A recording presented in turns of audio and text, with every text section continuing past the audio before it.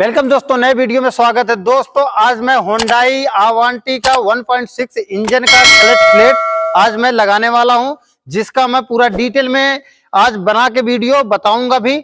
Clutch plate कैसा है दिखता है और कैसे ओपन करते हैं, इसको कैसे लगाते हैं, पूरा स्टेप बाय स्टेप इसके बारे में पूरा आज हम आपको जानकारी देंगे। तो सबसे पहले दोस्तों इसका हम गियर बाहर करेंगे, कंट्रोल की सेटिंग करेंगे, कैसे कंट्रोल को सेट करते हैं पूरा डिटेल में जानकारी देंगे। तो हम रिमूव करते हैं, कैसे इंस्टॉल करते हैं दूसरा क्लच प्लेट, आज हम इसका पूरा स्टेप बाय स्टेप पूरा वीडियो आज आपके लिए लेके आया हूँ।